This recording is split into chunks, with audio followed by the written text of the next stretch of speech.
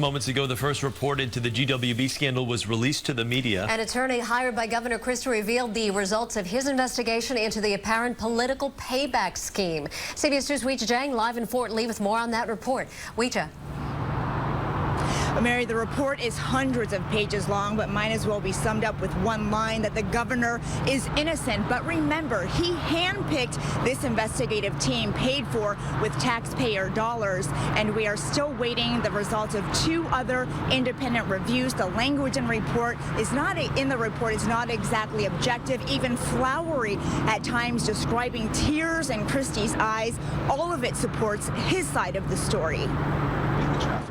The 300-page report confirms what Governor Chris Christie has always claimed, that he knew nothing about the Bridgegate scandal.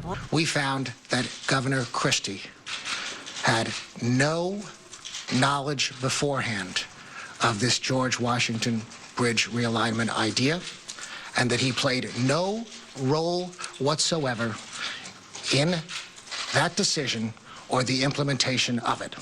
The internal investigation, conducted by a lawyer Christie hired himself, reviewed accounts from 70 witnesses and 250,000 documents, including the personal texts and emails of the governor, lieutenant governor, and their senior staffers, finding the only person in the office who knew about the crippling lane closures was former Deputy Chief of Staff Bridget Ann Kelly, who wrote the now infamous email, "Time for some traffic problems in Fort Lee." The report says she worked with ex-Port Authority appointee David Wildstein to create mass chaos, quote, at least in part for some ulterior motive to target Mayor Sokolich. We're not able to answer what that ulterior motive was, but we can say that the evidence does not establish that that ulterior motive was to target Mayor Sokolich because he did not endorse Governor Christie for re-election. On his radio show last night, the governor acknowledged his attorney did not interview many key players, including Kelly and Wildstein. Still, Christie insists the report is credible. Because you don't just come to conclusions from interviews. There's lots and lots of documents that involve all those people, which have been part of the public record and will be becoming part of the public record as we go forward. And you can discern a lot from that.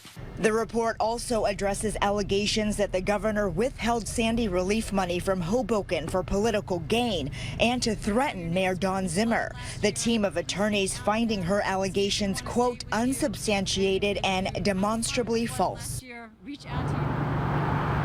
But the two independent investigations are being conducted by a bipartisan legislative committee and the U.S. attorney. In those cases, the key players are not cooperating either, and the governor says there may be answers to questions we might never know. Live in Fort Lee, Weijia Jiang, CBS 2 News.